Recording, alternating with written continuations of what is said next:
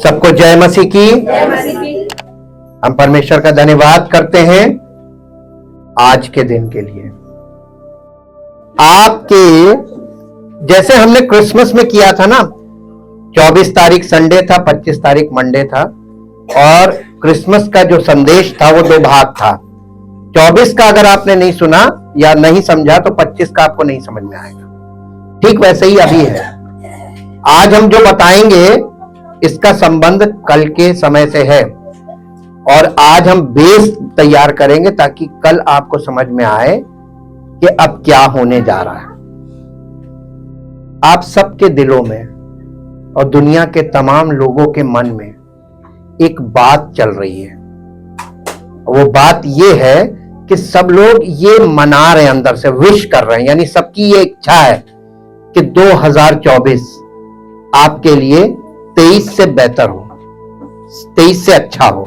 क्योंकि 24 में जो समस्याएं आपने देखी, जो समस्याएं आपने झेली, और जो परिस्थितियां जिनमें से आप गुजरे हैं, 23 की बात कर रहे हैं। 23 में जो आपने सहा, झेला, देखा, जो कड़वे अनुभव आपने प्राप्त किए, अब आपकी इच्छा क्या है कि 24 में वैसा ना हो।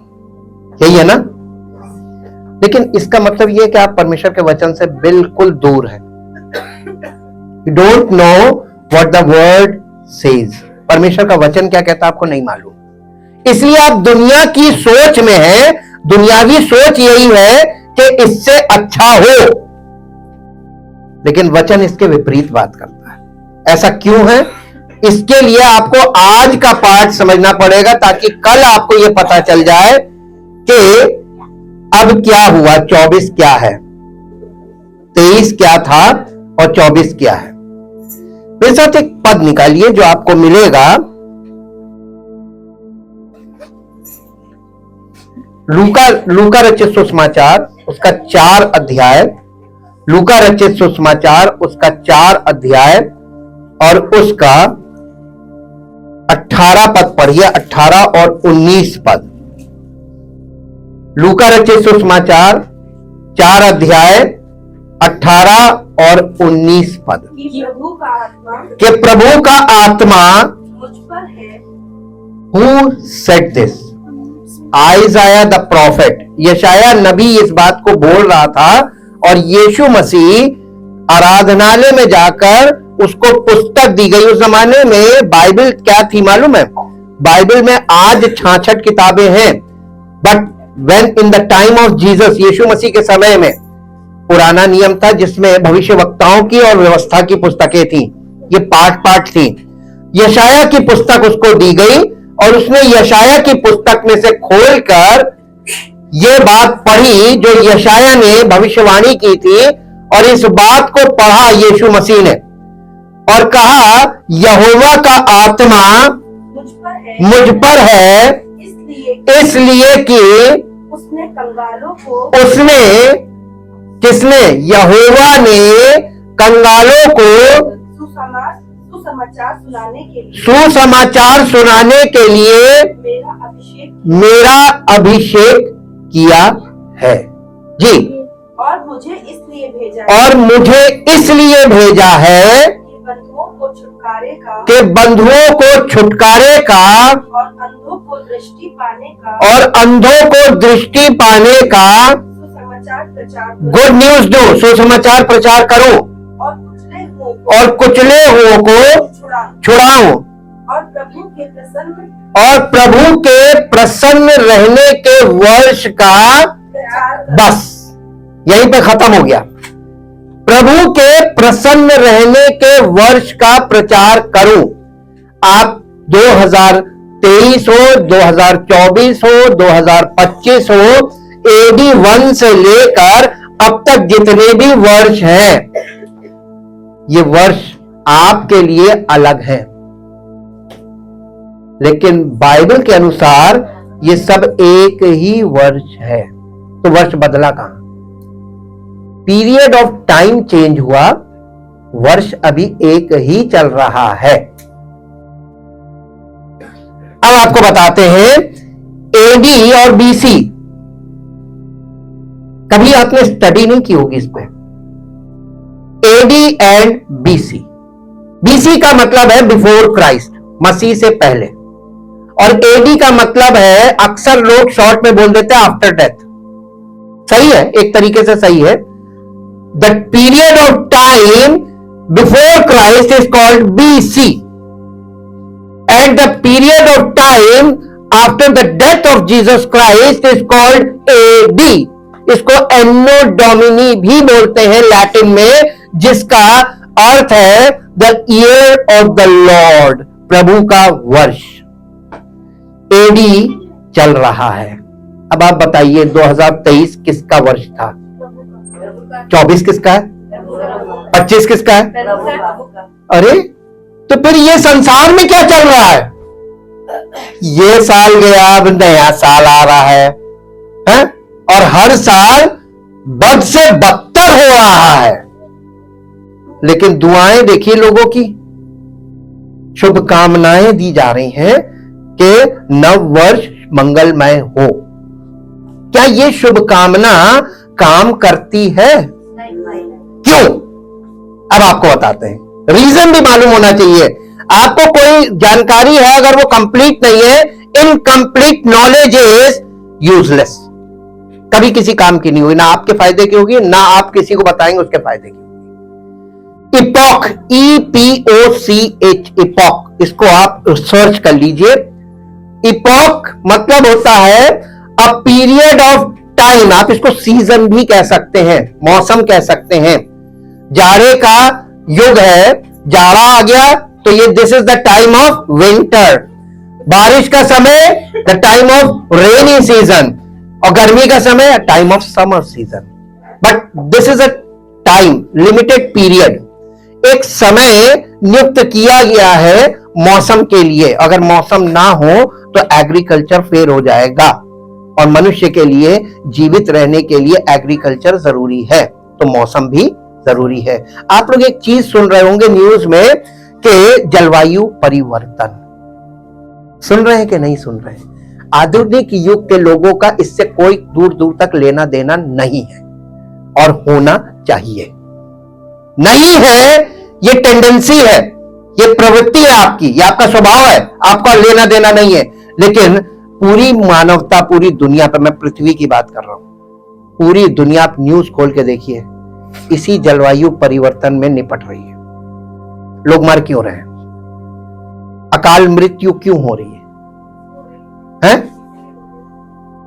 लेकिन मनुष्य चेत नहीं रहा, सब अपनी धुन में लगे हुए हैं, और उनको ये नहीं मालूम कि ये this is the time of seasonal disturbance, ये मौसम का डिस्टर्बेंस चल रहा है, कभी भी कुछ भी हो सकता है। द एज ऑफ अनसर्टेनिटी इसीलिए बोलते हैं। इपॉक का मतलब होता है युग।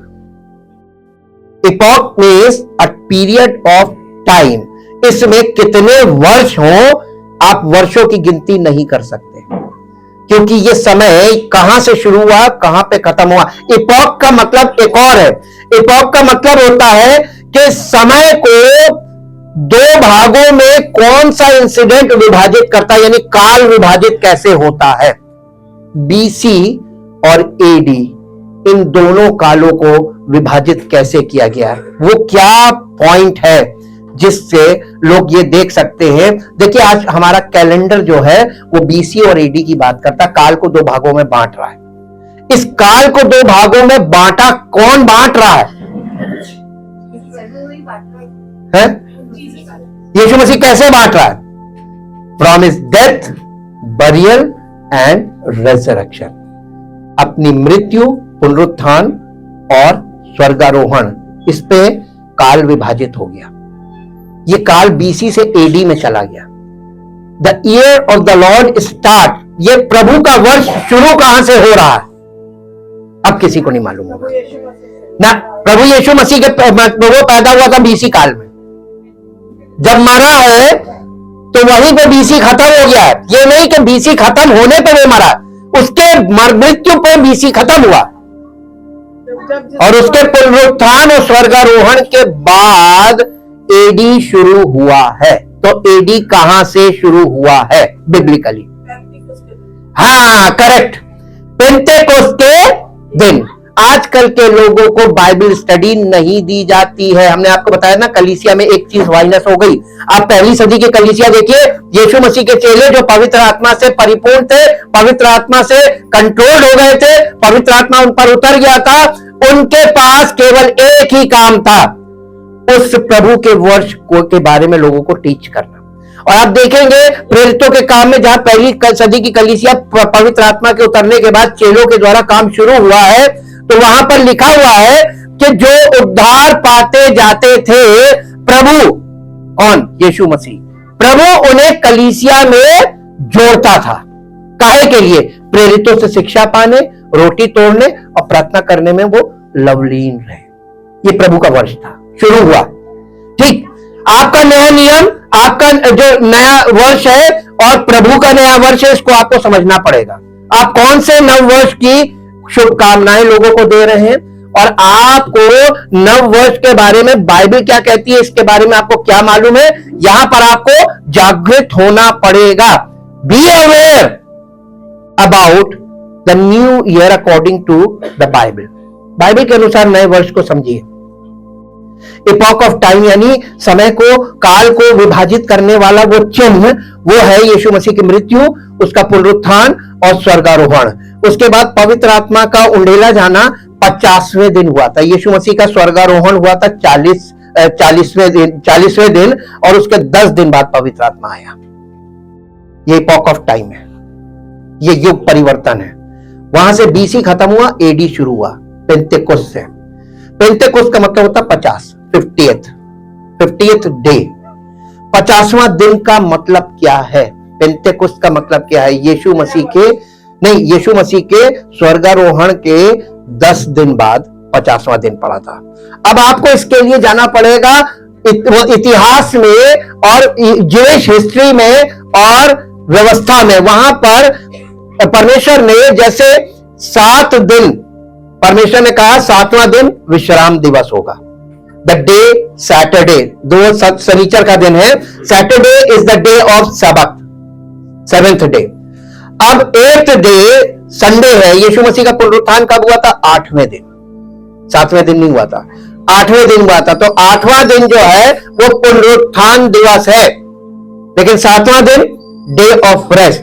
लेकिन परमेश्वर ने हर हफ्ते एक विश्राम दिन रखा है फ्रीक्वेंटली। आप पूरे साल देखिए, विश्राम दिवस आता रहता हर 6 दिन बाद, 7वां दिन। लेकिन इस विश्राम दिवस को लोग नहीं समझ पाए। परमेश्वर ने दिन के अलावा साल भी रखा था, sabbatical years. Every 7th year is the year of Sabbath. वो विश्राम वर्ष होता था। विश्राम वर्ष में क्या किया जाता था? विश्राम वर्ष में परमेश्वर ने इजराइलियों से कहा था कि तुम खेत में ना तो बोना, ना काटना, ना जोतना, कुछ नहीं करना, खेत को छोड़ देना फॉर 1 ईयर। इसका क्या फायदा होगा? किसी को नहीं मालूम। साइंस आपको कुछ बताती है, लेकिन वचन आपको कुछ बताता है। आपको यह चूज करना है कि आप बिलीव काहे में करते हैं, परमेश्वर के वचन में या साइंस में। बहुत मुश्किल है, आप बोल तो रहे हैं, ये बहुत मुश्किल है, आप अपनी बात में फंस जाएंगे। अभी तो शुरू भी नहीं हुआ साल। ये कभी मत कहिएगा कि आप परमेश्वर के वचन में बिलीव करते हैं, क्योंकि अगर आप बिलीव करते होते हैं तो आप इस समय नए जीवन में प्रकट हो रहे होते हैं। नहीं करते हैं, आप अपनी युक्ति, अपनी बुद्धि, अपनी लॉजिक सब कुछ लगाते वचन में। सुनते हैं, हम सुनने के लिए मना नहीं कर रहे हैं, सुनने वाले तो शुरू से आ रहे हैं, लेकिन उस पर चलने वाले कहां हैं? आज तक नहीं दिख रहे। क्यों? क्योंकि सब सुनने वाले हैं, चलने वाला कोई नहीं है। उसमें परमेश्वर ने इसलिए कहा था क्योंकि 1 साल जमीन को तुम ऐसे ही छोड़ देना, उससे क्या होता है? जमीन की स्ट्रेंथ वापस आ जाती है, रिन्यू होती जमीन। और 8वें वर्ष में, 7वें वर्ष में, हर 7वें वर्ष जो है वो सैबैटिक ईयर है, विश्राम वर्ष है। उस वर्ष में पूरे वर्ष जमीन पर कुछ मत बोना, उसको छोड़ देना और 8वें वर्ष में बोना। तब क्या होगा मालूम? फसल दुगनी हो जाएगी। आज साइंस क्या करती है? साइंस केमिकल्स का इस्तेमाल करती है, तो जमीन की और उर्वरता खत्म हो रही है, और जो चीजें उत्पन्न हो रही हैं साइज तो बड़े बड़े आ रहे हैं, पहले छोटे होते थे फलों के साइज, आज बड़े बड़े हैं, लेकिन न्यूट्रिशन उसमें कुछ नहीं है। लोग सप्लीमेंट्स टैबलेट के रूप में ले रहे हैं। क्यों? क्योंकि साइंस को फॉलो कर रहे हैं, वचन को नहीं फॉलो कर रहे हैं। हालेलुया। अब 7वां वर्ष विश्राम वर्ष होता था, उसकी विधि लिखी हुई है, और उसके बाद जैसे 50वां दिन पेंतेकोस्त का दिन होता था, वैसे 50वां वर्ष 7 into 7 कितना हुआ? 49, और 70 into 7 490। तो 490 ईयर्स के बाद, जो 490 साल के बाद जब वो 50वां वर्ष आता था, यानी 50वें वर्ष में 50वां वर्ष जो होता था वो जुबली वर्ष कहलाता था, यानी ईयर ऑफ जुबली। ये व्यवस्था दी गई थी। अब इस व्यवस्था को यीशु मसीह ने कैसे पूरा किया? यीशु मसीह का जो समय शुरू होता है वो पेंतेकोस्त से जो पीरियड ऑफ टाइम शुरू हुआ है, ये पीरियड ऑफ टाइम कहलाता है कलीसियाई युग, एज ऑफ द चर्च। और ये शुरू हुआ पेंतेकोस्त से। यही है प्रभु का वर्ष, और ये भी खत्म नहीं हुआ है, ये इस अपने एंडिंग पार्ट में आ गया है। और बाइबल में नए नियम में जितनी भविष्यवाणियां पौलुस के द्वारा और यूहन्ना के द्वारा प्रकाशित वाक्य में की गई है, वो इस युग के, कलीसियाई युग के अंतिम चरण को दर्शाती है। हालेलुया। तो साल बदलता जाएगा, लेकिन युग और बदतर होता जाएगा, केवल मनुष्य के स्वभाव के द्वारा, क्योंकि मनुष्य पतन की अवस्था में है। और पतित मानव, इस समय आप जो नेचर देख रहे हैं, ह्यूमन नेचर, आप सोसाइटी देख लीजिए, अपना समाज देख लीजिए, आप व्यक्तिगत चरित्र देख लीजिए, आप एक व्यक्तिगत परिवार देख लीजिए, उसमें सब मेंबर्स को देख लीजिए, आपको हर एक के जीवन में ये फॉलन नेचर और उसका प्रभाव दिखेगा। कहीं आपको प्रेम दिखता है, कहीं आपको मेल मिलाप दिखता है, कहीं आपको शांति दिखती है। तो आप ये सोच लीजिए आने वाला साल, आप कल्पना कीजिए कैसा होगा, वास्तविक में कैसा होना चाहिए, और आप क्या सोच रहे हैं, आप कल्पना क्या कर रहे हैं कि ऐसा हो मेरे लिए। आपके लिए कैसे अलग से हो जाएगा? समय तो अपने हिसाब से चलता रहेगा। ये काल है, काल चक्र, और काल चक्र चल रहा है, और इस चक्र में भले बुरे सबके साथ वही होगा जो लोग एक दूसरे के साथ कर रहे हैं। तो आपको किस चीज का सामना करना है?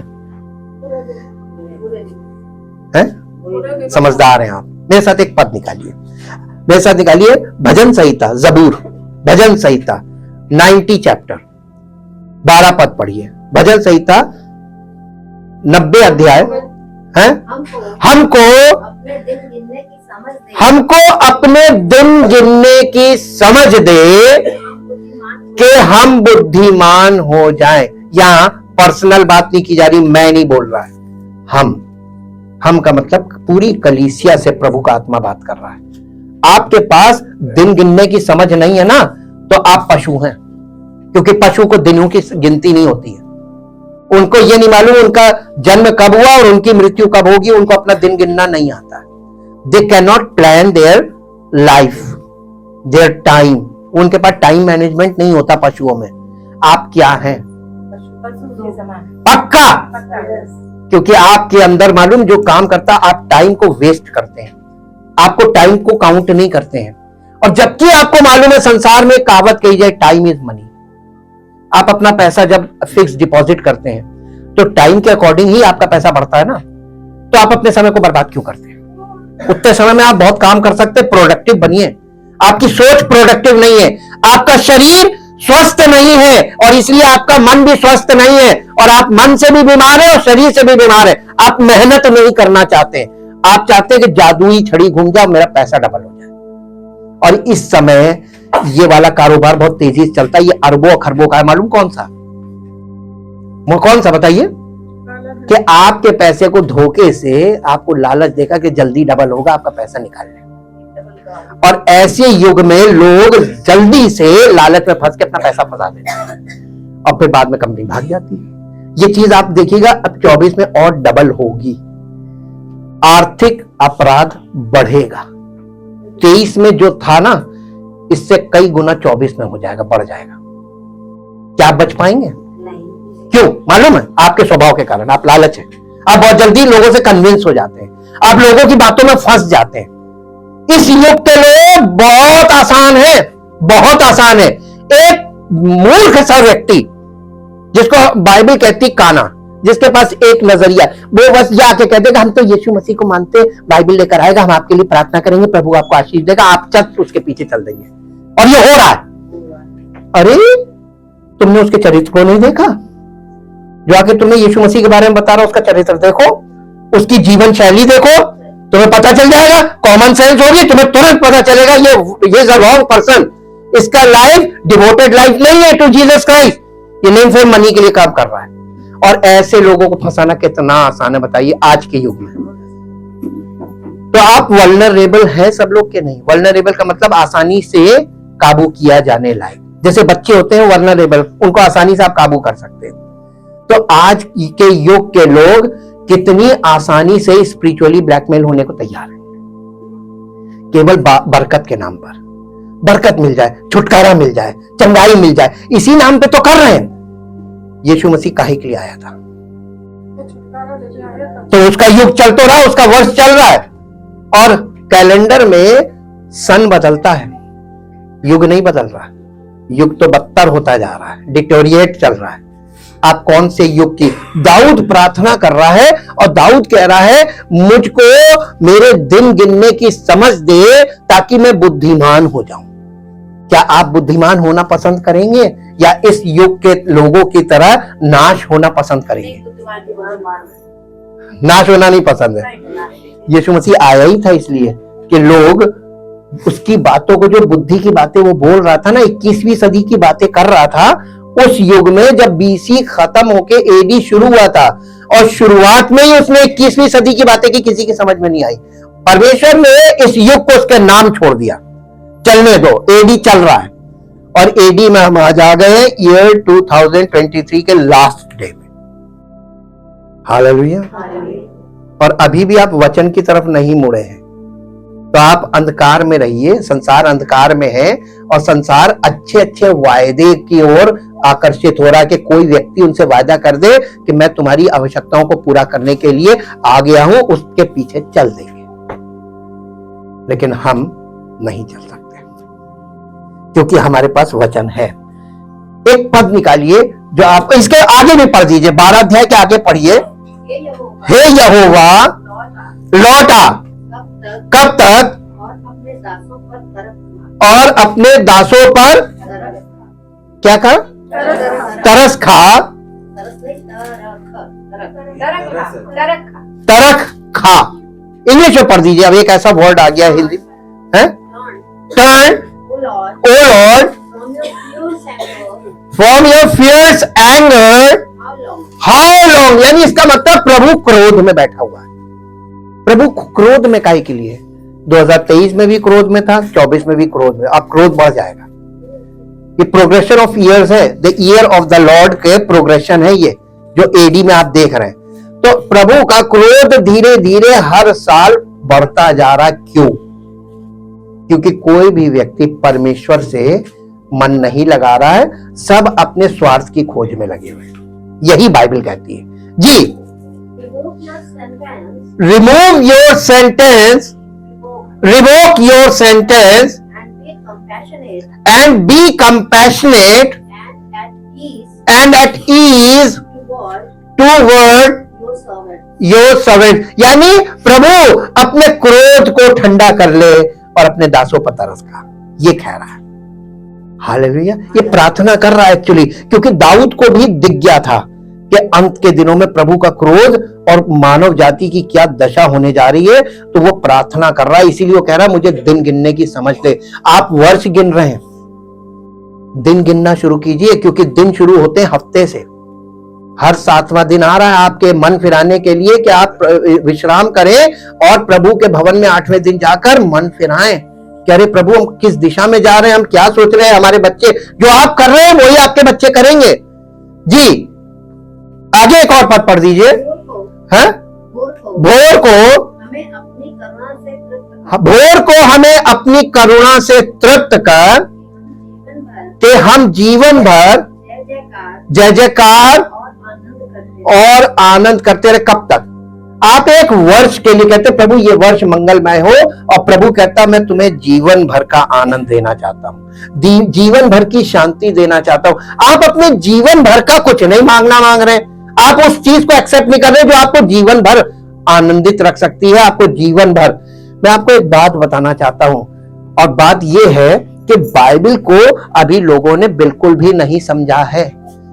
कैसे मालूम है? परमेश्वर के दृष्टिकोण से। सब इसे अपने दृष्टिकोण से समझ रहे हैं, और आपका दृष्टिकोण टोटली गलत है परमेश्वर के दृष्टिकोण से। परमेश्वर का दृष्टिकोण मालूम क्या है? स्वर्गीय दृष्टिकोण है, और मनुष्य का दृष्टिकोण बाइबल को लेकर क्या मालूम है? पृथ्वी का जमीनी दृष्टिकोण। और यही फर्क बहुत बड़ा। इसीलिए यशाया ने कहा था कि यशाया के द्वारा परमेश्वर का आत्मा बोल रहा था कि तुम्हारे विचारों मेरे विचारों में आसमान और जमीन का अंतर है। तुम कौन से विचारों में हो सकता है तुम्हारे पास बाइबल हो, तुम पढ़ते भी हो, तुम चर्च भी जाते हो, लेकिन तुम चर्च जा रहे हो इसका मतलब ये नहीं कि तुम्हें उद्धार मिल गया। चर्च जाने का मतलब उद्धार पाना नहीं है। चर्च में जाकर तुम करते क्या हो, उससे तुम्हारा उद्धार जुड़ा हुआ है। हालेलुया। लोग क्या करते हैं मालूम है? कहीं ना कहीं चर्च जरूर जाते हैं। उसका रीजन बता दें आपको। मैं बहुत साल संस्थागत सेवकाई में रहा हूं। मालूम लोग कर क्यों जाते हैं? ताकि उनका बरियल हो जाए, उनको मिट्टी दे दी जाए। अरे तुम इस मृतक शरीर के लिए केवल, और वो अनंत जीवन के न्याय, तो उसका क्या हुआ? तुमने उसकी योजनाओं को मिट्टी मिला दिया अपने शरीर के कारण। तुम शारीरिक बातें सोचते हो बस इतनी सी। यीशु मसीह के चेलों के बारे में इतिहास ढूंढ कर पढ़िए गूगल से, आपको पता चलेगा कि सबको, जैसे यीशु मसीह को मारा गया था, सबको मारा गया था। एक भी चेला जो है वो अपनी मृत्यु नॉर्मल डेथ नहीं हुई, असैसिनेट हुआ, उसको मारा गया बहुत बुरी तरीके से। और उसका अर्थ आप देखिएगा, वो सब स्वर्ग के राज्य के फाउंडेशनल पार्ट है। वो यीशु मसीह के बाद वो भी फाउंडेशन में है। हालेलुया। वो 12 सिंहासनों पर बैठ गए इस देह को छोड़ने के कारण। इस देह की उन्होंने परवाह नहीं की, फ्यूनरल हो या ना हो, प्रभु मेरे जीवन से अलग ना हो। कलीसिया में जाने का कारण क्या आपका? मैरिज और बरियल, शादी पढ़ दी जाए और मृत्यु, मिट्टी दे दी जाए, बस इसलिए। अरे मिट्टी चाहे किसी भी रीति से दे दी जाए। आप प्रकाशित वाक्य में जाके देखेंगे तो वहां पे लिखा है वो जल से कहेगा मुर्दे दे दे। अरे जल में मुर्दे? हाँ, लोग बहा देते हैं। अग्नि से कहेगा मुर्दे दे दे, लोग जलाते हैं, वहां से भी रहेगा। तो प्रभु के लोग वहां पे भी जलाए भी जा रहे हैं। और जो मिट्टी में दफन है उनसे भी कहेगा आ जाओ। वो सब तरफ से बुला रहा है। इसका मतलब ये फ्यूनरल की विधि ये मायने नहीं रखती है कि आप प्रभु में हैं। ये भी एक धोखा है, और लोग इस धोखे में फंसे हुए हैं। यहां पर हमने देखा कि दाऊद प्रार्थना कर रहा है। उसकी प्रार्थना का कारण क्या है? प्रभु मुझे दिन गिनने की समझ दे, क्योंकि ये व्यवस्था को बहुत अच्छी तरह से समझता था। जुबली वर्ष जो है, जुबली के वर्ष का मतलब है 50वां वर्ष, और 50वें वर्ष में परमेश्वर ने ये विधि दी थी कि जिसके घर में जो गुलाम खरीद के रखते थे, कहने लगे 50वां वर्ष आए तो तुम गुलामों को आजाद कर देना, और जो तुम्हारे पास अपनी इच्छा से रहने को तैयार हो वो रह सकता है, लेकिन अगर कोई तुम्हारे पास से तुम्हें छोड़ के जाना चाहे उसे स्वतंत्र कर देना। और उसके बाद अगर तुम्हारा भाई कर्जदार है तुम्हारा, और 50वां वर्ष आ गया, पेंतेकोस्त जुबली का वर्ष आ गया, तो तुम क्या करना? उस कर्जे को माफ कर देना, तो परमेश्वर तुमको ब्लेस करेगा। क्या आज ऐसा संभव है? अरे भाई से अगर वो चुकाए ना तो उसका जान ले लेंगे। हालेलुया, मुकदमे कर देंगे, लेकिन माफ कोई नहीं करेगा। आज क्यों लोग श्रापों में फंसे हुए हैं? पाप का तो निवारण उसने क्रूस पे कर दिया था। आप विश्वास करते हैं तो पापों से तो आपको क्षमा मिलती है, लेकिन श्राप आपका पीछा करते हैं। कलीसिया में काहे के लिए लाता है? ताकि तुम अपने उस पतित स्वभाव से छूटकर परमेश्वरीय स्वभाव तुम्हारे अंदर स्थापित हो वचन के द्वारा, ताकि तुम श्राप से भी मुक्त हो। और श्राप से मुक्त होना नहीं चाहते लोग। उनको बस ये खुशी है कि प्रभु के द्वारा हमारे पाप क्षमा हो गए, लेकिन तुम पाप से क्षमा हुए, श्राप के कारण फिर पाप में फंस जाओगे, दलदल है, निकल नहीं पाओगे। इसीलिए कलीसिया की स्थापना की गई थी। एक पद और निकालिए जो आपको मिलेगा, मत्ती रचित सुसमाचार उसका 16 अध्याय, उसका पहला और दूसरा पद पढ़िए। The gospel of Matthew. है और फरीसियों और सदूकियों ने पास आकर उसे यानी यीशु मसीह को परखने के लिए उससे कहा कि हमें आकाश का कोई चिन्ह दिखा।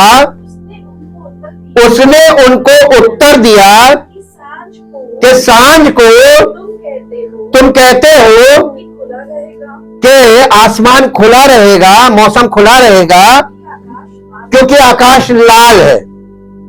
हाँ, और भोर को कहते हो कि आज आंधी आएगी, क्योंकि इसका मतलब सवेरे आकाश लाल दिखता है तो आसमान खुला रहेगा, और शाम को सवेरे आकाश लाल है इसका मतलब आंधी आएगी, और शाम को आकाश लाल है इसका मतलब खुला रहेगा। ठीक, लाल के 2 मीनिंग हो गए, सुबह और शाम में। जी, आकाश लाल और धुंधला है। आकाश लाल और धुंधला है। तुम आकाश का लक्षण देख के भेद बता सकते हो, पर समयों के चिन्हों का भेद नहीं बता सकते। आज के युग के लोग समय के लक्षण क्यों नहीं पहचान पाते? इंग्लिश में पढ़ दीजिए इस वर्ड्स को। Now the Pharisees and Sadducees came up to Jesus and they asked him to show them a sign, spectacular miracle from heaven, attesting his divine, उसकी जो दिव्य अधिकार था उसको टेस्ट करने के लिए वैसा कह रहे थे शास्त्री फरीसी, सदूकी और फरीसी। आगे, he replied to them, when it was evening, you say it will be fair weather, for the sky is red, and in the morning it will be stormy today, for the sky is red and has a blooming and threatening look. You know how to interpret the appearance of the sky, but you cannot interpret the signs of the time. इस युग के लक्षणों को तुम कभी भी interpret नहीं कर पाओगे। आप कर पाते हैं? कितने लोग कर पाते हैं? क्यों? लक्षण तो सब सामने हैं। आज पारिवारिक दशा देखिए, रिश्तों की हालत देख लीजिए, आप पॉलिटिकल सिस्टम देख लीजिए, वहां पे देख लीजिए क्या हालत चल रही है। नैतिक पतन की पराकाष्ठा है, एकदम अंतिम लेवल पे आ गया। और आप सोचते हैं कि 24 बहुत अच्छा साल हो। हम झूठी शुभकामना देना पसंद नहीं करते, मुझे बिल्कुल नहीं पसंद, मैं अवॉइड करता हूं। अगर मुझे आपने नोटिस किया होगा, आप मुझे विश करेंगे, मैं जवाब तो दे दूंगा, लेकिन मैं पहले से आपको कभी नहीं बोलूंगा, विश नहीं करता हूं। मालूम क्यों? क्योंकि मुझे वो चीजें सब स्पष्ट दिखती हैं, और मुझे मालूम है कि मैं झूठी दिलासा किसी को नहीं देना पसंद करता हूं। क्या देनी चाहिए झूठी दिलासा? मालूम, जब आप किसी को झूठी दिलासा देते हैं और अचानक से जब वो नष्ट होता है ना, वो कोस के जाता है कि इसने मुझे सच नहीं बताया। अगर ये बताता और फिर वो ना मानता तो वो आपको दोषी नहीं ठहराता, परमेश्वर आपको दोषी ठहराएगा। मालूम क्यों? एक तो आप खुद करेक्ट नहीं है, दूसरे झूठी दिलासा में आप खुद फंसते हैं, दूसरों को भी फंसाते हैं। लोग कहते हैं अरे प्रभु सब ठीक कर देगा, ना, नहीं करेगा। कर्जा खाया है? वचन में कहां लिखा है कि वो ठीक कर देगा? उसने एक काम किया है और बहुत हार्ड वर्क किया उसने, श्रापित मृत्यु। और इसकी पिक्चर आपके सामने हर समय घूमनी चाहिए कि ये मेरी जगह मरा मेरे पापों के लिए। इतनी भयानक मृत्यु, जिसे हम सह नहीं सकते। लोग मृत्यु की कामना कैसे करते मालूम है? प्रभु सोते सोते खत्म हो जाए। डेथ पैंग्स, यानी जो पीड़ा होती है ना, मृत्यु की पीड़ा, वो बर्थ पैंग की तरह ही होती है। जैसे स्त्री को जब वो संतान उत्पन्न करती है उस समय जो भयानक वाला दर्द होता है, वो स्त्रियों को मालूम होगा। वो इसको इंटरप्रेट नहीं कर सकता कोई। वही पेन डेथ के समय होता है। और लोग मृत्यु की पीड़ा से बचना मांगते हैं।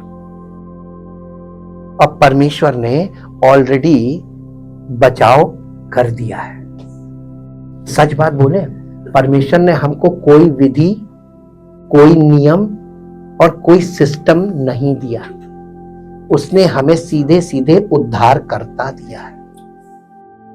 और उस उद्धारकर्ता के बिना आपको उद्धार मिलेगा नहीं। चाहे आप कितना भी सिस्टम फॉलो कर लो, चाहे कितनी भी विधियों का पालन कर लो, चाहे आप किसी भी रिलीजन की कोई भी चीजें रट लो। चैलेंज ये हमारा नहीं है, ये परमेश्वर का चैलेंज है समस्त मानव जाति के लिए और पूरी पृथ्वी पर यूनिवर्सल है। आप उद्धार प्राप्त करके दिखा दो अपनी भक्ति के बल पे। है कहीं? आधुनिक युग में आप भक्ति की बात करते हैं। कौन सी भक्ति? सब नेम फेम मनी के लालच में घूमते हैं, सब अपने स्वार्थ की खोज में रहते हैं। आप कौन सी भक्ति की बात करते हैं? क्या भक्ति दिखा सकते हैं आप? उसने हमारे लिए क्या किया है, इसको आपको समझना अवश्य है। प्रभु का वर्ष चल रहा है और इससे भी भयानक स्थितियां आगे आने वाली हैं। पूरी दुनिया में मैं आपको बता रहा हूं, 2024 में एक बहुत भयानक भूकंप होगा। ब्रेकिंग न्यूज होगी वर्ल्ड में और पूरी दुनिया हिल जाएगी, इतनी मौतें होंगी। वो पूरा शहर हिलाया जाएगा, आधुनिक शहर। वो शहर कौन सा होगा ये तो आपको न्यूज में पता चलेगा, लेकिन एक बहुत भयानक भूकंप आने वाला है। बड़ा भूकंप जिसको बोला गया है, तीव्रता 8 तक हो सकती है। कल्पना कीजिए कि 24 में क्या होने जा रहा है। 24 में लड़ाइयों का दायरा इंटरनेशनली और बड़ा होने वाला, नए फ्रंट्स खुलने वाले हैं। कल्पना कीजिए आर्थिक दशा कहां जा रही है। आप कौन से युग की बात कर रहे हैं? आप कौन से सन की बात कर रहे हैं? सन बदलता रहेगा लेकिन युग एक ही चल रहा है। ये प्रभु का वर्ष चल रहा है और प्रभु का क्रोध हर साल बढ़ता जाएगा। आपको ये चीज पढ़नी और समझनी है। प्रकाशित वाक्य में देखिए 7 सील, 7 सील, 7 ट्रम्पेट्स, 7 की श्रृंखला चल रही है। ये उसके क्रोध का प्रोग्रेशन है कि पटापट पटापट पटापट हर वर्ष क्रोध बढ़ता जाएगा। प्रकृति के द्वारा उसका क्रोध प्रकट होने लगेगा। आज 2024 में भयानक टेम्परेचर के लिए तैयार हो जाइए। भयानक टेम्परेचर, एक्सट्रीम हीट होगी। 23 में उतनी नहीं थी, सह के निकल गए, लेकिन 24 में सहने के लायक होंगे। और 24 में भयानक बाढ़ होगी, भयानक बाढ़ जो अब तक हुई उसकी डबल। क्या शहर के शहर जो नष्ट हो रहे बाढ़ों से अर्थव्यवस्था कहां जाएगी? कल्पना कीजिए, आपको केवल अपना घर, अपना परिवार ही दिख रहा है बस। अभी आप कुएं के मेंढक बने हुए हैं। ग्लोबली देखिए क्या हो रहा है। न्यूज देखा कीजिए, बार बार कहते हैं सीरियल देखने से अच्छा न्यूज देखो। न्यूज आपको आपके दिन गिनने की समझ देगा, सीरियल नहीं। सीरियल मनोरंजन है। आज के लोग, इस युग के लोग मनोरंजन के दीवाने होंगे। लिखा हुआ बाइबल में, मैं नहीं कह रहा हूं। कभी मत कहिएगा, सोचिएगा मैं एलिगेशन लगा रहा हूं, मैं आप पे आरोप नहीं लगा रहा हूं। ये बाइबल का कहना है। लोग बाइबल से बिल्कुल अनभिज्ञ हैं अभी भी। इतना सुनने के बाद ये हालत है। कैसा होगा साल? कल्पना कीजिए। कल आपको असली पिक्चर दिखाएंगे, आज तो सिर्फ हम कल्पना में लेके जा रहे हैं। आप ये साल गुजर के आया है, अभी तो एक महामारी ने अभी पूरी दुनिया को डरा के रखा है। उसका एक वेरिएंट आता है, सब लोग कांपने लगते हैं। अभी तो भयानक दूसरी वाली महामारियां आना बाकी है, जिनका अब शुरुआत होगी फ्रॉम 24। आप देखते जाइए अर्थव्यवस्था कहां जाएगी। अब कोई बोल नहीं रहा है, सबको ये कल्पना है ना क्या अगले साल हमारा धन दुगना हो जाएगा। करके दिखा दो, करके दिखा दो। तुम कमाने के रास्ते ढूंढोगे और कमाई बंद होती जाएगी, बिजनेस फेल होते जाएंगे। लगाओ कितना पैसा तुम्हारे पर लगाओ, और ये लगाया हो गया, फिर क्या करोगे? जब पैसा खत्म तब चुपचाप शांत बैठोगे? तो जब पैसा है तब भी चुपचाप शांत बैठ सकते हो, अपने पैसे को बचा लो। लेकिन लोगों पर धीरज नहीं है, अरे नहीं बचाना, नहीं लगाना है, क्योंकि मालूम क्या, मन में शक भरा हुआ है कि अगर कुछ करेंगे नहीं तो खाएंगे कहां से। ओ, तो तुम अपनी कमाई पर घमंड कर रहे हो कि हम कमाएंगे तभी खा पाएंगे। तो बताइए प्रभु फिर किसको खिलाएगा? वो चिड़ियों को खिलाता है, जानवरों को खिलाता है जो बेचारे कमा नहीं सकते, और मनुष्य अपनी कमाई का घमंड दिखाता, कहता है जब तू कमा के दिखा, मैं दुनिया की ऐसी दशा कर दूंगा तेरी कमाई जीरो हो जाएगी।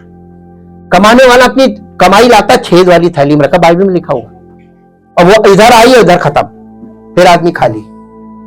हालेलुया। आंखें खुल रही कि नहीं? नहीं, ये वाली आंखें नहीं, दिल की आंखें। दिल की आंखें नहीं खुलती बहुत जल्दी, बहुत मुश्किल है। जी हम लोग कहां पे थे? हाँ, कहां पढ़ रहे थे? हाँ हाँ हाँ, उससे कहा हमें स्वर्ग का कोई चिन्ह दिखा। उसने उनको उत्तर दिया, सांझ को तुम कहते हो मौसम अच्छा रहेगा क्योंकि आकाश लाल है, और भोर को कहते हो आज आंधी आएगी क्योंकि मौसम लाल है, आकाश लाल है और धूमिल है। तुम आकाश के लक्षण देखकर उसका भेद बता सकते हो, और इस युग को देखकर इसके लक्षण क्यों नहीं तुम्हें पता चल रहा कि युग कहां जा रहा है? घोर कलयुग चल रहा है, घोर कलयुग। और आपको यही नहीं मालूम कि घोर कलयुग में कैसा व्यवहार करेंगे लोग। आपके अपने बच्चे आपको कुछ नहीं समझेंगे, केवल अपने लाभ का साधन मानेंगे। अब लगाओ अपनी ममता, कितनी लगाओगे? वक्त पे वो धक्का दे के भगा देगा, जाओ हो गया तुम्हारा कर्तव्य था, पैदा किया पाला, ये तुम्हारा कर्तव्य था। क्या जवाब दोगे? कोई जवाब नहीं। तो पहले से सुधर जाओ ना। इतना प्रेम परमेश्वर से कर लो तो तुम्हारे जीवन में वो सब कुछ पूरा करने की सामर्थ्य रखता है। He is able, he is capable. Yeshu Masih ने कहा कि उसने मेरा अभिषेक किया है ताकि मैं अंधों की आंखें खोलूं और जो बंधुए हैं उनको छुटकारे का समाचार दूं। ये प्रभु का वर्ष शुरू हो रहा, पेंतेकोस्त से ये मैसेज शुरू हुआ कि प्रभु यीशु मसीह उद्धार करता है, वो तुम्हें छुटकारा देने आया, डिलीवरर है, वो रिडीमर है, वो सेवियर है। ये वर्ड्स आज आपकी डिक्शनरी में नहीं पाए जाते। आपकी डिक्शनरी में क्या पाया जाता है वो मैं बता रहा हूं। आपकी डिक्शनरी में पाया जाता है मैं इतनी बार प्रार्थना करता हूं, मैं इतनी बाइबल पढ़ता हूं, मैं रेगुलर चर्च जाता हूं, मैं दशमांश देता हूं। ये सब रिचुअल है और इससे उद्धार नहीं है। बाइबल नहीं कहती इससे उद्धार है। ये सब रिचुअल्स हैं। तुम रिचुअल्स को फॉलो करके धोखा देते हो अपने आप को, और वचन को फॉलो करना शुरू कर दो। गिविंग अपनी जगह बहुत इंपॉर्टेंट है, मैं ये नहीं कह रहा हूं नहीं है, लेकिन गिविंग करके आपको उद्धार नहीं मिलेगा। उद्धार पाने के बाद ही आप गिविंग कर पाएंगे, जैसी गिविंग की बात बाइबल में की गई है। तो बिना उद्धार पाए आप गिविंग नहीं कर सकते। क्या कोई व्यक्ति वास्तव में दशमांश दे सकता है आज के युग में? नहीं दे सकता ना। लेकिन जब वो बॉर्न अगेन हो जाएगा, प्रभु में आ जाएगा, वो दे सकता है। He can. लेकिन कब? जब वो प्रभु में होगा, क्योंकि उसकी इतनी प्रभु आशीष देगा, इतनी आशीष उसके पास बढ़ती होगी, और उसको मालूम है कि मेरे प्रयास से, मेरे कमाने से नहीं है, मेरी शक्ति से नहीं है, ये तो प्रभु आशीष बरसा रहा है। क्योंकि प्रभु आशीष की बारिश करता है, और जब बारिश होती है तो वो आपको भर देता है। जब हमारे घर में, हमारे शहर में बारिश होती, जगह जगह पानी भर जाता है ना, ये पानी ऐसे प्रभु जब बरकत की बारिश करता है ना, आपका परिवार, आपका जीवन, आपका घर सब चीजों से भर जाता है। आप चाहते हैं कि आने वाले वर्ष में आपको प्रभु आशीष से भर दे। बॉर्न अगेन आपको प्रभु में अपने जीवन को समर्पित करना पड़ेगा। उसकी इच्छा और योजना आपके जीवन में लागू होगी 100%। और छुटकारा आपको मिल नहीं सकता और ना प्राप्त कर सकते। छुटकारा वो देता है। कैसे? पवित्र आत्मा के द्वारा वचन हमारे अंदर भेजता है। वो वचन शुरू में तो आपको एकदम जैसे किसी ने भाला मार दिया ऐसा चुभेगा, हार्ड होता है। लेकिन अगर उसको आपने पचा लिया अपने अंदर, अरे दुनिया में कष्ट ही तो भोग रहे हैं, प्रभु में जाके थोड़ा कष्ट ही सही, लेकिन प्रभु छुटकारा तो देगा, आशा तो है। तो प्रभु में आपको एक चीज मिलती है जो संसार में नहीं मिलेगी, और वो है आशा। आपको आशा चाहिए या आपको धोखा चाहिए, झूठा वायदा। आज की दुनिया में लोग झूठे वायदों में फंसे हुए हैं। चाहे पॉलिटिकल सिस्टम देख लीजिए, क्या चल रहा है, क्या चल रहा है, वायदे, है ना, वादा क्या धोखा भी नहीं। गारंटी वायदों की। लेकिन कितने पिछले के पूरे हुए पहले ये देख लेना, और आगे कितने होंगे अनुमान लगा लेना। क्या पिछले पूरे हो गए वायदे? पिछला पूरा होगा ना, आने वाला आगे। तो इतने समझदार लोग काहे नहीं हमारे देश में? सब लोग, सब हसीन धोखा, डिसेप्शन। धोखा मालूम क्या होता है? जिसमें आदमी फंसता है उसको आप ये निश्चिंत करा दीजिए कि अरे सब ठीक होने वाला है, अभी तुम्हारी झोली भर जाएगी, तुम्हारा जीवन में बहुत खुशियां आ जाएंगी, तुम्हारा सब कुछ ठीक। ये जो ज्योतिष वाले होते हैं ना, ये खेल खूब खेलते हैं। ये आपको पहले धचका देते हैं डरा के, उसके बाद फिर ला मुद्दे की बात फिर करेंगे, इतना दे इतना दे इतना दे इतना दे, फिर वो उनका व्यापार शुरू हो जाता है। फिर उनको ये मालूम होगा ये वहमी आदमी है, और वहमी आदमी से पैसा निकलवाना, इसकी झोली खाली कराना बहुत मजेदार काम है, और बहुत इंटरेस्टिंग भी है, बहुत अच्छा है। और इस दुनिया में कौन से लोग मिलेंगे आपको? यूपी में तो यही मिलेंगे, यूपी में यही मिलेंगे। या एजुकेशन का कोई वैल्यू नहीं है, इसी की वैल्यू है। आप किसी के पास जाइए, वो बैठा हुआ है, वो अपनी दुकान सजा के बैठते हैं, वहां पे आपको खूब एकदम हिप्नोटाइज करते हैं, फिर उसको आपको मैस्मराइज करते हैं, मैस्मरिज्म, हिप्नोटिज्म, और वो आपके माइंड को बिल्कुल कैप्चर करके और एकदम ऐसे तीर छोड़ते हैं बातों के कि वो आपके दिल में ऐसे गड़ जाते हैं कि कौन सी दुआ तुम करा के आ जाओ, वो निकलेगा नहीं तीर, वो तीर आपके अंदर से नहीं निकलेगा, वहम का तीर बैठ गया। अच्छा, मेरे पति की नौकरी चली जाएगी, मेरे पति के साथ ऐसा होने वाला, मेरे बेटे के साथ ऐसा होने वाला, अच्छा ये भी होने वाला है, अच्छा ऐसा भी होगा। अब वो एकदम कांपने लगी। अब उसने अपना काम कर लिया, बीज बो दिया, और बीज बोने के बाद अरे आप परेशान मत होइए, इसके लिए मैं ये करूंगा, मैं ये करूंगा, मैं ये करूंगा, इतने पैसे। मुद्दा क्या था? नहीं, मुद्दा क्या था ये सब करने का? लोगों को नहीं समझ में आएगा। आप सच बोलेंगे वो आपसे नाराज हो जाएंगे, नहीं आप सच बात करेंगे, हम तो अच्छी जगह गए थे, उन्होंने मुझे सब सच बता दिया। हाँ भाई, ऐसे लोग बहुत मिलेंगे आज के युग में जो वहमी है, और वहम का कौन सा इलाज किस किताब में लिखा बता दिया। अरे आपको मालूम है वहम का कोई इलाज नहीं है, तो आप किस चीज के शिकार हैं? आपका सॉफ्टवेयर गड़बड़ है। वहम क्या है? माइंड में, माइंड क्या है? आप MRI करा के आइए, माइंड नाम का कोई पार्ट निकला है तो बता दीजिएगा, फिजिकल पार्ट है ही नहीं, वो क्या है? सॉफ्टवेयर। तो आपका सॉफ्टवेयर कहां से आ रहा है? आपकी विश्वास से, आपकी आस्था से, और आपकी आस्था और विश्वास किस पुस्तक से जुड़ा हुआ है, वहां से आ रहा है आपका सॉफ्टवेयर। आपका सॉफ्टवेयर क्या है? आपकी आस्था, और वो आस्था आपकी किस पुस्तक पर आधारित है, किस शिक्षा पर आधारित है, वो आपका सॉफ्टवेयर। अपना अपना सॉफ्टवेयर चेक करें। आप अपने फोन को अगर उसमें जो अपडेट आता है, सॉफ्टवेयर अपडेट, अगर कोई व्यक्ति सॉफ्टवेयर अपडेट ना करे 4-5 बार, फिर क्या होगा फोन का? नहीं, आज के युग के बच्चे बताएं, आप नहीं बता पाएंगे। बस इतनी सी बात, हैंग होगा खाली। राहुल बताएगा, राहुल दिन भर फोन में रहता है। ये सब तो बहुत एक्सपर्ट है ना, ये सब बहुत एक्सपर्ट है, मास्टरमाइंड है ये। फोन किसी काम का नहीं रहेगा, आपका डब्बा हो गया। डेथ हो जाएगी और क्या? नहीं, क्योंकि सॉफ्टवेयर के अपडेट से फोन की बहुत सी चीजें पार्ट पार्ट करके और आगे बढ़ती हैं। अब अपडेशन के साथ आपका फोन जो है वो उसके सारे फंक्शन का आप आनंद उठा पाएंगे, वरना वो फंक्शन लेस होता जाएगा। यही तो होता है ना, सही है ना? थोड़ा अनुमान मैंने लगाया, सही है, क्योंकि हम अनपढ़ हैं फोन के मामले में। आपकी गाड़ी कौन सी है? अपडेट वाली है ना? अगर गाड़ी को अपडेट नहीं करोगे तो क्या होगा? आने वाले समय में जितनी भी ये व्हीकल आ रही ईवी, ये सब सॉफ्टवेयर बेस्ड है। आओ बेटा मैदान में, टेक्नोलॉजी से तुम सीखोगे परमेश्वर के बारे में। ऐसे तो तुमने अपनी आपका सॉफ्टवेयर कौन सा डला है? There are so many types of software. आपका सॉफ्टवेयर कौन सा? वो सॉफ्टवेयर की कीमत है, हार्डवेयर की कीमत ज्यादा नहीं होती, कीमत होती है सॉफ्टवेयर की। आपके सॉफ्टवेयर पे आपके फोन की स्पीड, उसकी क्वालिटी, उसकी वर्किंग कैपेसिटी सब कुछ डिपेंड करता है सॉफ्टवेयर पे। वैसे ही एक मनुष्य के जीवन में सबसे इंपॉर्टेंट चीज है उसका software. Software means mind, mind, will, emotion, soul. आपके सोल की कंडीशन क्या है? धोखा खाने के लिए तैयार? थोड़ी सी बात में एकदम बुरा लग गया, एकदम कांच की तरह टूट गए, उन्होंने मुझे ऐसा कह दिया, अब हम नहीं जाएंगे। फ्रेजाइल, आपका सोल कैसा? फ्रेजाइल, छोटी छोटी बातों में बुरा मानने वाला, टूट के बिखर जाने वाला। ये आपका माइंड है, ये आपका सोल है, आपका प्राण है।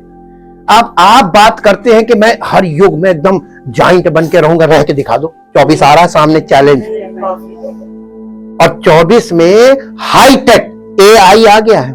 क्या आ गया है? AI का फुल फॉर्म क्या है? Artificial intelligence. बेटा ऐसा धोखा खाओगे टेक्नोलॉजी के चाहने वालों, फोन के कीड़ों, ऐसा धोखा एक बार खाओगे सारी जिंदगी का खत्म हो जाएगा, तुम्हारी पूंजी सब गई। अब फिर तुम आ जाओगे एकदम नीचे, और तब आओगे प्रभु की शरण में कि हाँ प्रभु, मैंने अपनी बुद्धि खूब चलाई और आज मैं हार मानता हूं कि इस युग में प्रभु हम अपनी बुद्धि, युक्ति और समझ, एजुकेशन और तमाम जो नॉलेज आपके पास है ये सब फेल हो जाएगी। अब आने वाले समय, मालूम सरकार इतनी सीरियस इस पॉइंट को लेकर, जितनी पब्लिक इतनी एकदम वल्नरेबल जनरेशन है, इतनी ज्यादा पीड़ित होगी इसमें। ऐसे ऐसे कांड अभी तो सेलिब्रिटीज के साथ हो रहे हैं, अभी कॉमन मैन के साथ होने वाले हैं, और इसके लिए सरकार बहुत सीरियस है और इस पे कानून ला रही है। क्यों? टेक्नोलॉजी है, फायदे की चीज है। हाँ, जो चीज फायदे की होती है वो उससे ज्यादा नुकसान की भी होती है। चाकू फायदे की चीज है, हम नहीं कहते फायदे की नहीं है, क्योंकि अगर चाकू नहीं होगा तो सब्जी कटेगी कैसे, और अगर कटेगी अच्छी नहीं तो पकेगी कैसे। साग कैसा कटना चाहिए? महीन महीन, बिना चाकू काट के दिखाओ, नोच नोच। हाँ, चाकू बिना काम नहीं चलेगा। तो चाकू तो है बहुत काम की चीज। सर्जन के हाथ में चाकू बहुत बढ़िया चीज है, आपको जीवन देता है। सर्जरी होती, जीवन मिलता है कि नहीं मिलता है? लेकिन वही चाकू अगर गलत हाथों में पड़ जाए तो जीवन लेने का काम करता है, और सही हाथ में जीवन देने का, है ना। चाकू बहुत इंपॉर्टेंट चीज है, लेकिन चाकू बहुत खतरनाक चीज है। बस क्या है, सही हाथ में गया तो फायदे की, गलत हाथ में गया तो। अब ये बताइए, पावर अगर सही हाथ में है तो पब्लिक को फायदा पहुंचेगा, गलत हाथ में चली गई तो नहीं, तो फिर क्या होगा पब्लिक का? तैयार रहिए, तैयार रहिए। 24 में तैयार रहिए। समझने के लिए इशारा काफी है। किसी भी चीज की शक्ति अगर सही हाथों में गई तो जन कल्याण, और गलत हाथों में गई तो गया सत्यानाश। हालेलुया। पब्लिक नहीं समझ पाएगी, हमारी पब्लिक नहीं। हम चैलेंज के साथ आपको कह रहे हैं, जब तक खून के आंसू नहीं निकलेंगे यहाँ की जनता नहीं कभी जागरूक होगी कि अच्छा ये भी दुनिया है। असली दुनिया से कोई वाकिफ नहीं है, सब वर्चुअल वर्ल्ड में घुसे हुए। क्योंकि आज की जनरेशन अपने में मगन हो गई, lovers of self, lovers of pleasure and lover of money हो गए। ऐसे युग का पॉलिटिकल सिस्टम क्या करेगा? वो अपने मजे करेगा, ऐसे लोगों पर शासन करेगा और उन्हें एकदम नीचे दबा के रखेगा। तब बैठ, तुम्हारी कोई बात, तुम्हें बोलने का कोई अधिकार नहीं है, हम जो कर रहे हैं वो मानो। हालेलुया। डेस्पोटिज्म बोलते हैं इसको, और डेस्पोटिज्म पूरी दुनिया में चालू हो गया है। डेस्पोटिज्म का मतलब कि प्रजातंत्र में, लोकतंत्र में एक तरीके का एक व्यक्ति सारी शक्तियों को एकाग्र कर लेगा, एकत्रित, सिंगल, एक पर्सन के द्वारा सारी शक्तियां काम करने लगेंगी, उसी का वो शक्तिशाली हो जाएगा। और ऐसा करने वाले उसके नीचे जो उसको उठाएंगे वो लोग उसको शक्ति देंगे, अपनी सब पॉलिटिकल पावर सब एक व्यक्ति के हाथ में चली जाएगी। वो जो कहेंगे वही होगा, पूरी दुनिया में होगा, पूरी दुनिया में। पुतिन क्या कर रहे हैं? यही तो कर रहे हैं। शी जिनपिंग क्या कर रहे हैं? यही तो कर रहे हैं। सब जगह, हर कंट्री में उठा के देख लीजिए। डेस्पोटिज्म, बाइबल में इसके बारे में लिखा है, एफसीओ में मैंने आप लोगों को स्टडी में बताया था। डेस्पोटिज्म के युग में आप कौन से 2024 में आप क्या कल्पना कर रहे हैं? अपनी कल्पना को जांच लीजिए वचन के आधार पे, और उसके बाद आप कोई भी वादा धोखे से भी मत कर दीजिएगा कि मैं अगले साल ये छोड़ दूंगा वो छोड़, आप कुछ नहीं छोड़ेंगे। ये भावनाएं होती है, बस 31 तारीख को भावना जागती है, 1 तारीख को थोड़ी प्रबल होती है, 2 तारीख से फिर नॉर्मल हो जाती है। गई है सीखता थी, गई है भैंस पानी में। क्योंकि आपके पास कुछ भी दावा करके उसको करने की शक्ति आपके पास है ही नहीं। आप दावा तो कर सकते हैं, मुंह से बोल सकते, बड़े बड़े बोल, लेकिन उसको पूरा कर नहीं सकते। वो एक ही के पास है, his name is Jesus Christ, मानो या ना मानो। लेकिन अगर तुमने उसको जान लिया, जानकर उसको मान लिया, तो तुम्हें उद्धारकर्ता मिल गया, और उद्धारकर्ता मिल गया तो समझो तुम्हें उद्धार मिल गया। बस उसके साथ बने रहो प्रभु में। Thank you Jesus. कितने लोग आज के दिन, आज साल का आखिरी दिन है, अपने आप को सरेंडर करना मांगते हैं टू जीसस क्राइस्ट, यीशु मसीह। इस दुनिया में बहुत से शासक आए हैं, एडी काल की बात कर रहे हैं, एडी 1 से लेके अब तक जितने भी शासक आए हैं, सब लोगों ने बहुत कुछ किया, बहुत कुछ किया, बड़ी बड़ी बिल्डिंगें बनाई, बहुत अच्छे अच्छे इंफ्रास्ट्रक्चर तैयार किए और कर रहे हैं।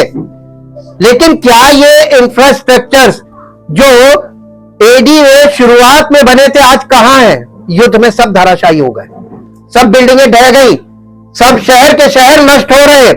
तो अभी जो बन रहा है क्या ये लास्ट करेगा या टिकेगा, या ये भी सब धराशायी हो जाएगा? कैसे? एक भूकंप आएगा, सब खत्म। आपने क्या सोच रखा है कि सरकार बना देगी और आप मौज करेंगे? सरकार बनाने का दावा कर सकती है और कोशिश भी कर सकती है, थोड़ा बहुत बना भी सकती है, लेकिन कंप्लीट नहीं कर पाएगी। उससे पहले सब धराशायी हो जाएगा। ये मेरी बात याद रखिए, बाइबल में लिखा हुआ है कि लास्ट में एक वर्ष पढ़ दीजिए, मैं प्रार्थना में जा रहा हूं, ये वर्ष बहुत जरूरी है। मलाकी की पुस्तक, उसका 4 अध्याय और उसका पहला पद। मलाकी की पुस्तक 4 अध्याय उसका पहला पद।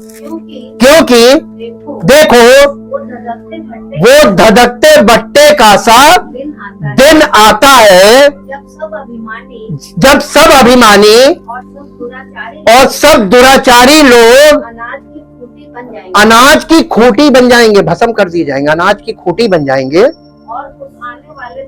और उस आने वाले दिन में वे ऐसे भस्म हो जाएंगे कि उनका पता तक ना रहेगा। सेनाओं के यहोवा का यही वचन है। ये यीशु मसीह के सेकंड कमिंग की बात कर रहा है। मैंने आपकी आज शुरुआत की थी the year of the Lord से, प्रभु का वर्ष। ये यीशु मसीह के पहले आगमन से शुरू होता है, मृत्यु, पुनरुत्थान और स्वर्गारोहण के बाद से, पेंतेकोस्त से, और ये यीशु मसीह के दोबारा आगमन पे कंप्लीट होगा। तो अभी ये किसका वर्ष चल रहा है? लेकिन आप तो प्रभु में बढ़ ही नहीं रहे, आप तो प्रभु की ओर, आपने अभी अपने जीवन में एक अंश उसके वचन को अंदर ग्रहण नहीं किया है। एक पद, एक बात आपने उसकी छोटी सी एक आज्ञा को अपने जीवन में फॉलो नहीं किया। कब करेंगे? उसके सेकंड कमिंग बिल्कुल द्वारे पर है, वो आने वाला है। और जितने दुराचारी लोग हैं, जितने लोग प्रभु में नहीं हैं, ये सब अनाज की खूंटी यानी सब भस्म हो जाएंगे। एकदम इनका पता ही नहीं चलेगा थे भी कि नहीं, एकदम डिस्ट्रॉय। लेकिन यीशु मसीह डिस्ट्रॉय, उसके आने से डिस्ट्रॉय इसलिए होंगे क्योंकि वो डिलीवरर था, लेकिन लोगों ने उसके उद्धार के, उसके छुटकारे को ग्रहण नहीं किया, उसके वचन को ग्रहण नहीं किया, सुसमाचार को ग्रहण नहीं किया, अपना जीवन उसको समर्पित नहीं किया, और ये कभी नहीं माना कि प्रभु मुझे जीवन देता है। उसके जीवन को ग्रहण किया। वो आत्मिक जीवन देगा, पवित्र आत्मा के द्वारा देगा, वचन के द्वारा देगा। वो जीवन आपने ग्रहण ही नहीं किया।